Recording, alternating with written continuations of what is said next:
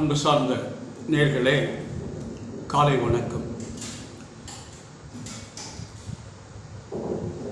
விரும்பித் தொழும் அடியார் பிடிநீர் மல்கி, விரும்பி தொழும் அடியார் பிடிநீர் மல்கி, அரும்பி ததும்பி மொழி தடுமாறி, முன் சொன்னதெல்லாம் தரும் பித்தராவர் என்றால் அபிராமி சபையும் நன்றே,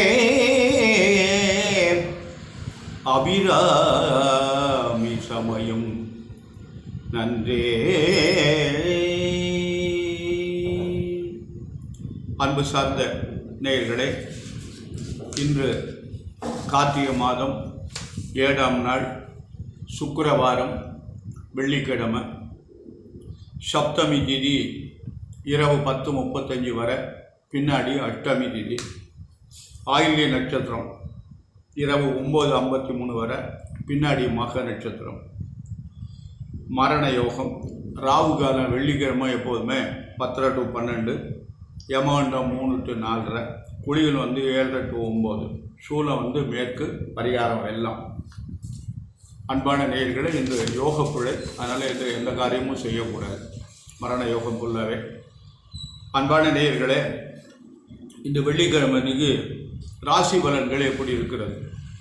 மேஷ ராசிக்கு அருமையான நாள். இந்த ராசிநாதன் எங்கே இருக்காருன்னா 4 நீசம் அடைஞ்சிருக்கார். ஆனால் அவரோட சந்திரன் சேர்ந்துருக்கார். அந்த 4ஆம் இடம் சந்திரனுடைய வீடு, அதில் அவர் இருக்கார். நீசன் என்ற ராசிநாதன் ஆட்சி உச்சம் பெற நீசபங்க ராஜ்யம், செவ்வாய் ராஜயோகத்தை பெறார். அது ஒரு வகையில் நல்லது. சந்திரமங்கல யோகம் என்ற யோகத்தை பெறார். இப்போ மேஷராசிக்கு இது ஒரு நல்ல பலன். குரு 2ஆம் இடத்துல இருக்கார், நல்லதே நடக்கும், நல்ல காரியங்களாக நடக்கும். அடுத்து சனி பகவான் 11 இருக்கார். இந்த அருமையான நாள், இந்த பூரா நல்ல நாள். நேற்று இன்று நல்ல நாள் மேஷராசிக்கு. அதனால் கவனமாக நடந்து கொள்ளுங்கள், நல்ல முன்னேற்றங்கள் எல்லாம் நடைபெறும் அப்படின்னு பேர். நல்ல நாள் என்றால் என்ன செய்யும்? நல்லது நடக்கும், நம்ம எதிர்பார்க்குறது நடக்கும். சில பேருக்கு கொஞ்சம் சிரமத்துக்கு இடையில் நடக்கும், ஆனால் நல்ல விதமாக முடியும். ரொம்ப நாளாக நான் எதிர்பார்த்துக்கிட்டு நடக்கலை, இன்றைக்கி நடந்துடுது. ஒரு செய்தியை ஒன்று எதிர்பார்த்துக்கிட்டு நல்ல செய்தியாக வந்துடுது. வீடு வாங்கணும்னு நினச்சா வாங்க முடியல, இன்றைக்கி அட்வான்ஸ் கொடுத்துட்டேன். இப்படியெல்லாம் ஏதாவது ஒரு நிகழ்வு நடக்கும். இதுதான் நல்ல காரியம். மனிதனுக்கு தேவையான காரியங்கள் அத்தனை நடந்தாலும் நல்ல காரியம்தான். அதனால் ரிஷபராசி என்பவர்களே, உங்களுக்கு இன்று ஜென்ம குரு, பிரச்சனைக்குரிய காலம், கவனமாக நடந்து கொள்ளுங்கள். ரொம்ப ஜாக்கிரதையாக நடந்துக்கோங்க. கெட்ட பேர் வாங்குற மாதிரி பண்ணிடாதுங்க. இடமாற்றம் உண்டு. இங்கே இருந்தால் வெளிநாட்டுக்கு போகலாம், வெளிநாட்டில் இருந்தால் இங்கே வரலாம். பதவி உயர்வு கேட்டிருந்தால் இப்போ கிடைக்கும். வாடகை வீட்டில் இருந்தால் சொந்த வீட்டுக்கு போகலாம். இந்த மாதிரியெல்லாம் ஒரு அருமையான நாள் இன்று. ஆனால் கொஞ்சம் பிரச்சனைக்குரிய நாள். அதனால் ரொம்ப ஜாக்கிரதையாக இருந்தவங்க. உங்களுக்கு மிகப்பெரிய கிரகமான சனி பகவானும் ராகுவும் நல்ல இடத்துல இருக்காங்க. சனி பகவான் 10ஆம் இடத்துல இருக்கார், ராகு 11 இருக்கார். இது ரெண்டுமே உங்களுக்கு பெரிய சிறப்பு, நல்ல பலன்களை தரும் என்று சொல்வது. அடுத்தபடியாக மிதுன ராசி என்பவர்களே, உங்களுக்கு குரு பகவான் 12ஆம் இடத்துல இருக்காங்க. 12ல் குரு தேவையற்ற விரயங்களை உண்டு பண்ணுவாங்க. ஏதாவது நல்ல விரயங்களாக பண்ணுங்கள்.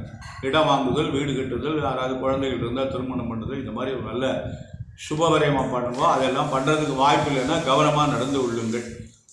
மிதுன ராசிக்கு குரு பகவான், ராகு பகவான் நல்ல இடத்துல இருக்கார், 10ஆம் இடத்துல இருக்கார். தொழில் நன்றாக இருக்கும், செலவு அதிகமாகும், ஆனால் தொழில் நன்றாக இருக்கும்.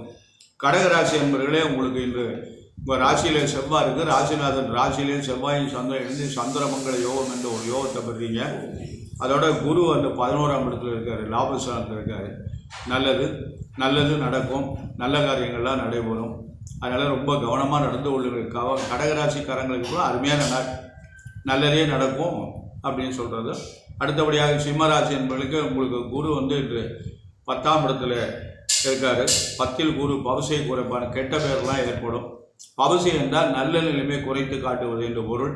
அதனால் பேர்கள் கெட்ட பேர் ஏற்படுற மாதிரியெல்லாம் ஒரு சூழ்நிலை வரும். அது எப்படி வருமெல்லாம் சொல்ல முடியாது. எந்த இடத்துலேருந்து வேணாலும் வரலாம், எப்படி வேணாலும் வரலாம். கொல்லை பக்கமாக வரலாம், வாசல் பக்கமாக வரலாம், பக்கத்துலேருந்து வரலாம். அதனால் நம்ம அதெல்லாம் நிரூபிக்க முடியாது. கெட்ட பேர் ஏற்படுறதுக்கு வாய்ப்புகள் இருக்குது. அதனால் ரொம்ப ஜாக்கிரதையாக நிதானமாக மேலிடத்தில் அதிகாரிகள்லாம் கொஞ்சம் பணிவாக நடந்து கொள்ளுங்கள், நல்லது நடக்கும். அடுத்து கன்னிராசி என்பவர்களே உங்களுக்கு இந்த குரு பகவான் 9ஆம் இடத்துல இருக்கார். 11 சந்திரனும் செவ்வாயும் சேர்ந்துருக்காங்க. சனி பகவான் 6ல் இருக்காங்க. இதெல்லாம் உங்களுக்கு நல்ல அமைப்பு. சனி 6ல் இருப்பது நல்லது, குரு 9ல் இருப்பது நல்லது. கன்னிராசி என்பவர்களுக்கு இந்த அருமையான நாள். நல்லதெல்லாம் நடக்கும், நல்ல காரியங்கள்லாம் நடக்கும். அவங்க வயசுக்கு தக்கபடி என்னென்ன பண்ணணுமோ அதெல்லாம் இப்போ பண்ணலாம். இனிதே நடைபெறும். ஜாக்கிரதையாக நடந்து கொள்ளுங்க, கவனமாக நடந்து கொள்ளுங்க, நல்லதே நடக்கும், நல்ல முன்னேற்றங்கள் ஏற்படும். அடுத்து துளாராசி என்பதே உங்களுக்கு அஷ்டம குரு. உங்களுக்கு எந்த கிரகங்களும் பலமாக இல்லை, ஆனால் ஒரு கிரகம் பலமாக இருக்குது. 6ல் ராகு இருக்குது. அது ஒரு பெரிய சிறந்த பலன். 6ஆம் இடத்து ராகு உங்களை எந்த குறையும் இல்லாமல் பார்த்துக்கொள்வாங்க. இருந்தாலும் குரு பகவான் உங்களுக்கு சரியில்லை. அதனால் காரியங்கள் புதுசாக எதையும் பண்ணாதீங்க. புதுசாக எதையாவது செஞ்சுவிட்டு எங்களுக்கு தடைப்படுதுன்னு சொல்லிட்டு இருக்காதீங்க. கொஞ்சம் பொறுங்க, அதுக்கப்புறம் பண்ணலாம். அடுத்து விருச்சிக ராசி என்பவர்களே உங்களுக்கு குரு 7ஆம் இடத்துல இருக்கார், நல்ல இடத்துல இருக்கார். விருச்சிக ராசிக்கு 9ஆம் அதிபதி 9ல் இருக்கார். ராசிநாதன் அதிலே இருக்கார். 2 பேரும் சேர்ந்து இருக்காங்க. அதனால் உங்களுக்கு இது ரெண்டுமே குரு சந்திரன் செவ்வாய் இணைந்து இருப்பது ஒரு நல்ல யோகம். அதனால் நல்ல காரியங்கள்லாம் நடைபெறும். கவனமாக நடந்து கொள்ளுங்கள். திருமணம் ஆகாததுக்கு பங்குனிக்குள்ளே திருமணம் முடிஞ்சிடும். குழந்தை கிடைக்காதவங்களுக்கு குழந்தை கிடைச்சிடும். வீடு வாங்கணும்னு ஏற்பாடு பண்ணால் கிடைக்கும். வீடு கட்டணும்னு முயற்சி பண்ணால் கிடைக்கும். வெளிநாட்டுக்கு போகணும்னு ஏற்பாடு பண்ணால் நடக்கும். இதெல்லாம் நல்ல நமக்கு மனிதனுக்கு தேவையான காரியங்கள் அனைத்தும் நல்ல காரியங்கள். ஆகவே தனுசு ராசி என்பவர்களே உங்களுக்கு நேரம் சரியில்லை. குரு 6ஆம் இடத்துல இருக்காங்க. சற்று உடல்நிலையை கவனமாக நடந்து கொள்ளவும். இருப்பினும் உங்களுக்கு சனி பகவான் 3ல், ராகு 4ல் ராகு லக்னத்திலேயோ ராசியில் இருந்தால் உங்களுடைய எதிர்காலம் சிறப்பாக இருக்கும். அதனால் 4ல் இருக்கிற ராகு 3ல் இருக்கிற சனி உங்களுக்கு நல்லது பண்ணுவாங்க. கவனமாக நடந்து கொள்ளுங்கள், நல்லதே நடக்கும், நல்ல காரியங்களாக நடைபெறும். அடுத்து மகர ராசி என்பவர்களே உங்களுக்கு குரு 5ல் இருக்கார். அது ஒரு பெரிய சிறப்பு. 5ஆம் இடத்துல குரு இருக்கிறது ஒரு நல்ல நிறைவு. அதனால் உங்களுக்கு நன்மையெல்லாம் நடக்கும். இருந்தாலும் 7.5 முடியும் நேரம், இன்னும் 1.5 ஆண்டுகள் இருக்கிறது. ஜாகிரதையாக நடந்துங்க, கவனமாக நடந்துங்க. வாகனங்கள்லாம் மெதுவாக போங்க. எக்காரணத்தை கொண்டு வேகமாக 50க்கு மேலே வேகமாக போகாதீங்க. காரில் போனாலும் சரி, காரில் போனால் 70-80க்கு மேலே போகாதீங்க. பைக்கில் போனால் 40-50க்கு மேலே போகாதீங்க. மெதுவாக போங்க, பார்த்து போங்க. 7.5 சனி என்னை கவுத்து விட்டு வச்சு கீழே வந்துட்டேன், கை ஒடிஞ்சு வச்சுன்னா சனி பகவான் மேலே குறை சொல்லாதீங்க. நாம் கவனமாக நடந்து கொண்டோமேனா நல்லது. அதனால் ரொம்ப ஜாக்கிரதையாக நடந்து கொள்ளுங்கள். அடுத்தபடியாக கும்பராசி என்பதிலே இந்த உங்களுக்கு சென்மச்சனி நடந்து கொண்டு இருக்கிறது. ஜாக்கிரதையாக நடங்கோ, கவனமாக நடங்கோ. உங்களுக்கு குரு கிரகங்கள்லாம் சரியாக இல்லை, எந்த கிரகமும் சரியாக இல்லை. அதனால் ரொம்ப நிதானமாக ஜென்மச்சனி பிரச்சனைகளை உண்டு பண்ணுவான். முதல் சுற்று, 2வது சுற்று, 3வது சுற்றெல்லாம் கணக்கு இருக்கிறது. அதனால் ரொம்ப ஜாக்கிரதையாக நடந்து கொள்ளுங்கள். மீன ராசி என்பதிலே உங்களுக்கு இந்த குருவனுடைய பார்வை பிரமாதமாக இருக்குது. 5ஆம் அதிபதி 5ல் இருக்கார். 2ஆம் அதிபதியும் 5ஆம் அதிபதியும் சேர்ந்து சந்திரமங்கல யோகம் என்ற ஒரு யோகத்தை கொடுத்துட்றாரு நேற்றும் என்றும். அதனால் நல்லது நடக்கும், நல்ல காரியங்கள்லாம் நடைபெறும் அப்படின்றாரு. ஆனால் 7.5 நடந்துகிட்ருக்கு.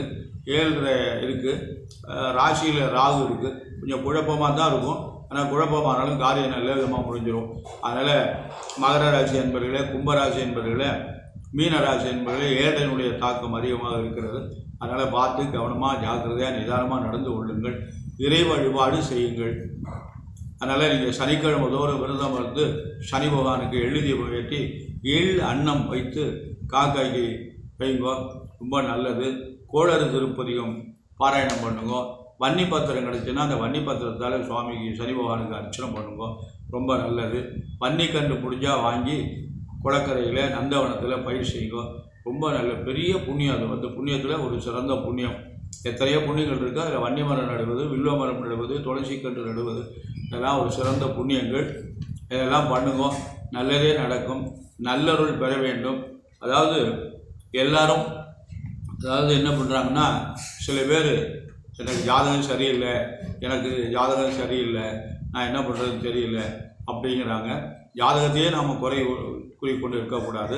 அதுலேருந்து நம்ம வெளியில் வர்றதுக்கு என்ன வழி என்று நாம் ஆராய்ந்து அதுக்குண்டான வழிகளை செய்து அந்த நம்ம ஓரளவு சிரமம் இல்லாமல் நம்ம வாழ்வு கஷ்டம்தான் இருக்கும். கஷ்டம் இல்லாத மனிதன் யாருமே இந்த உலகத்தில் இருக்க முடியாது. பெரிய கோடீஸ்வரன் இருந்தால் கூட அவனுக்கு ஒரு கஷ்டம் இருக்கத்தான் செய்யுது. பிச்சைக்காரனுக்கும் கஷ்டம் இருக்கும். அதனால் அதை பற்றியெல்லாம் நம்ம கவலைப்படக்கூடாது. எல்லாமே இறைவன் இருக்கிறார். எல்லாமே சர்வேஸ்வரன் இருக்கிறான், எம்பெருமான் இருக்கிறான், நாராயணன் இருக்கிறான், பிரம்மா இருக்கிறாங்க, விநாயகர் பெருமான் இருக்கிறார். எல்லாம் உள்ள இறைவன் எத்தனை இடர்களையும் நமக்கு எவ்வளோ பெரிய இடர்கள் வந்தாலும் நம்மளை காத்து ரட்சிக்கக்கூடிய எம்பெருமான் திருச்செந்தூரான் இருக்கிறான். அதனால் அவனுடைய அருள் நமக்கு கிடைக்குமேயானால், அதுவும் இந்த கலியுகத்தில் திருச்செந்தூருடைய அருள் நமக்கு முழுமையாக கிடைக்குமேயானால் அது பெரிய பாக்கியம். அதில் நேற்று நான் அந்த யூடியூப்பில் ஒரு செய்தி பார்த்தேன். ஒரு நிறை மாத கர்ப்பிணி ஆஸ்பத்திரியில் போயிருக்காங்க பிரசவத்துக்காக. அவங்க டாக்டர் சொல்கிறாங்க கொஞ்சம் நேரத்தில் குழந்தை பிறந்துடும் அப்படின்னு சொல்லியிருக்காங்க. அவங்க என்ன பண்ணியிருக்காங்க, டாக்டர் சொன்னோன்னா இந்த கந்த சஷ்டி கவசத்தை பாராயணம் பண்ண ஆரம்பிச்சிருக்காங்க. சொல்லிகிட்டே இருந்திருக்காங்க, பாராயணம் பண்ணிகிட்டே இருக்காங்க. அந்த குழந்தை சுகமாக சிரமம் இல்லாமல் நல்லபடியாக நல்ல அறிவான குழந்தையாக பிறந்திருக்கு. அன்பான நேயர்களே, நாம் அந்த குழந்தை உருவாகும் போதும் அந்த குழந்தை அன்னையினுடைய வயிற்றில் இருக்கும் பொழுதும் அந்த தாயை ரொம்ப நம்ம பத்திரமாக வச்சுக்கணும், ரொம்ப பக்குவமாக வச்சுக்கணும், அன்பாக வச்சுக்கணும், அவங்களுக்கு பிடித்ததெல்லாம் செஞ்சு கொடுக்கணும். அவங்களும் ஒரு நல்ல இறை சிந்தனையில் அவங்க இருக்கணும். எப்போ பார்த்தாலும் நல்ல சர்க்கங்களை படிக்கணும், நல்ல வார்த்தைகளே சொல்லணும், இதிகாசங்களை படிக்கணும், அதுலேயும் சுந்தரகாண்டத்தை படிக்கணும். இந்த சுந்தரகாண்டம் ராமாயணத்தில் சுந்தரகாண்டம் பெரிய சிறந்தது, அதை படிக்கணும். அதனால் ஒரு நல்ல மன சூழ்நிலையில், ரம்பியமான சூழ்நிலையில் அந்த கர்ப்பிணி பெண்கள் இருக்க வேண்டும். அதனால தான் அந்த கர்ப்பிணி பெண்களுக்கு அந்தெல்லாம் தலை நிறைய பூச்சி விடுவாங்க. 7 மாதத்துக்கு மேலே தினசரி அவங்களுக்கு நல்ல ஜாதி பூவை வாங்கி தலையில் சூடுவாங்க. அதனுடைய நோக்கம் என்றால் அந்த மல்லிகை மலர்களுடைய வாசம் அந்த பெண்ணு சுவாசித்து அந்த சுவாசம் மூலமாக அந்த குழந்தைக்கு நல்ல தூய்மையான காற்று உள்ளே போய் அந்த குழந்தை நோய் இல்லாமல் வளரும். இந்த கர்ப்பமாக இருக்கிற பெண்களுடைய மனம் எவ்வளவு தெளிவாக எவ்வளவு தூய்மையாக இருக்கிறதோ அவ்வளவு நம்மளுக்கு குழந்தை அறிவான குழந்தை நம்மளால் முடியும். இந்த அறிவான குழந்தையை பெற்றெடுப்பதற்கு நமக்கு முடியும். இந்த அறிவான குழந்தையை எப்படி பெற்றெடுக்க முடியும் என்பது இந்த பிரகலாதன் ஒருத்தர் இருந்தார். அவர் இருந்தாரா இல்லையாங்கிறது நமக்கு தெரியாது. இருந்தாருன்னு ஒரு வரலாறு சொல்லுகிறது.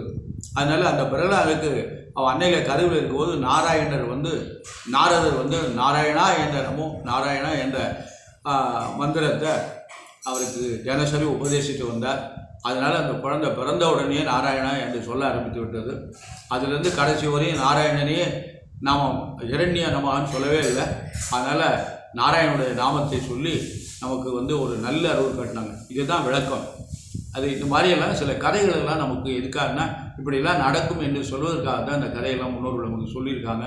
அது நடந்ததா நடக்கலையா, பிரகலாதன் ஒருத்தன் வாழ்ந்தானா வாழலையா இதெல்லாம் நமக்கு தெரியாது. ஆனால் வாழ்ந்திருப்பதாக தான் வரலாறு சொல்கிறது. நமக்கு பாரத கண்டம்னு நம்ம நாட்டுக்கு பேர். அது என்னால் பரதன் ஆண்டான்னு என்று சொல்கிறாங்க. அதனால தான் பாரத நாடு பரத நாடு என்று சொல்கிறது. இதெல்லாம் நம்ம இதிகாசங்கள் நமக்கு கொடுக்கின்ற பெரிய தத்துவங்கள். மனிதனாக வாழ்வதற்கு தேவையான கருத்துக்களை எல்லாம் நமக்கு இதிகாசங்களும் புராணங்களும் சொல்லியிருக்கிறது. ஆகவே எல்லோரும் இந்த இறை சிந்தனை பெற்று எல்லோரும் நல்லொருள் பெற்று பல்லாயிரத்தாண்டு வாழ எல்லாம் வல்ல அந்த கந்த வேளை பிரார்த்தனை செய்து நிறைவு செய்கிறேன். நன்றி, வணக்கம்.